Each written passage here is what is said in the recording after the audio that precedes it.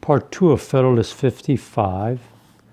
This is going to be, we start at paragraph 3. Another general remark to be made is that the ratio between the representatives and the people ought not to be the same, where the latter are very numerous as where they are very few. Were the representatives in Virginia to be regulated by the standard in Rhode Island, they would at this time amount to between 400 and 500, and 20 or 30 years hence to 1,000. On the other hand, the ratio of Pennsylvania, if applied to the state of Delaware, would reduce the representative assembly of the latter to 7 or 8 members.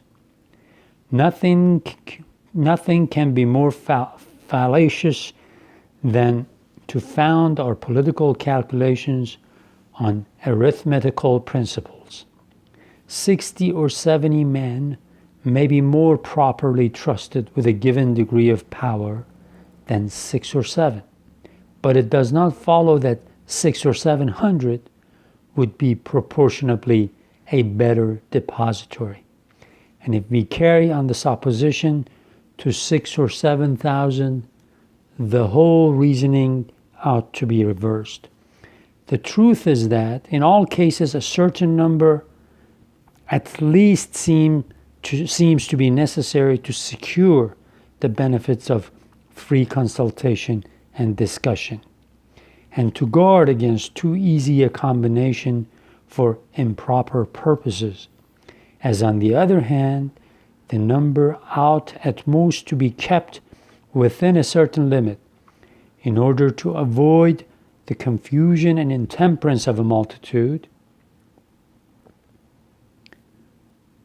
Let me read this again. As on the other hand, the number ought at most to be kept within a certain limit in order to avoid the confusion and intemperance of a multitude. In all very numerous assemblies of whatever character composed, in all very numerous assemblies of whatever characters composed, passion never fails to wrest the scepter from reason. Had every Athenian citizen been a Socrates, every Athenian assembly would still have been a mob. Had every Athenian citizen been a Socrates, every Athenian assembly would still have been a mob. So as you can see, Madison says it's not necessarily the numbers of the representatives that really matters. It's mostly who you send there to represent you. Right now, we've decided 65 members to the House of Representatives for the first Congress would be enough. But if you think you're going to use the ratio that is used in different states and send 300 or 400 people up there at that time and think they're going to do the job better, you're wrong. Because when the population grows with some of the ratios that some of these states use, pretty soon you'll have 3,000-4,000 members going to the House of Representatives. He says that would be chaotic.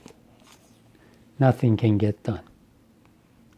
The next paragraph, it is necessary also to recollect here the observations which were applied to the case of biennial elections. For the same reason that the limited powers of the Congress and the control of the state legislatures justify less frequent elections than the public safety might otherwise require, the numbers of Congress need be less numerous than if they possessed the whole power of legislation and were under no other than the ordinary restraints of other legislative bodies. With these general ideas in our minds, let us weigh the objections which have been stated against the number of members proposed for the House of Representatives. It is said, in the first place, that so small a number cannot be safely trusted with so much power. So he gave you some generalities here in the last two paragraphs.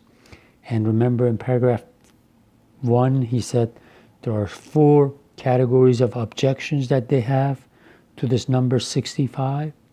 So this paper, the rest of this paper, will talk about the first category.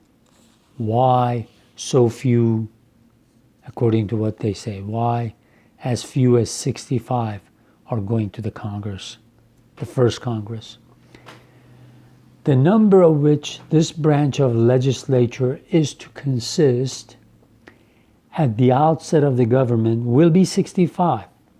Within 3 years, a census is to be taken. Remember, he's writing this in 1787, 1788, and in the Constitution they wrote that starting 1790, every 10 years, they'll count the population. There'll be a census. So he says in 1790, when the number may be augmented to 1 for every 30,000 inhabitants, and within every successive period of 10 years, the census is to be renewed, and augmentations may continue to be made under the above limitation, it will not be thought an extravagant conjecture that the first census will, at the rate of 1 for every 30,000, raise the number of representatives to at least 100. Estimating the Negroes in the proportion of 3/5, it can scarcely be doubled than the population of the United States will by that time, if it does not already amount to 3 million. At the expiration of 25 years, according to the computed rate of increase, the number of representatives will amount to 200, and 50 years to 400. This is a number which I presume will put an end to all fears arising from the smallness of the body. I take for granted here what I shall, in answering the 4th objection, hereafter show, that the number of representatives will be augmented from time to time in the manner provided by the Constitution. On a contrary supposition, I should admit the objection to have very great weight indeed. So he says, when we do the census, and as the population of the United States is going to increase, you'll have at first 100 members, and in 50 years you might get up to 400. So see, it's not going to stay as at 65. You'll have more members, so do not worry. Do not talk as if this is the end of freedom and the beginning of tyranny. He says that's wrong to look at it that way. Well, I think I am going to continue in the next video.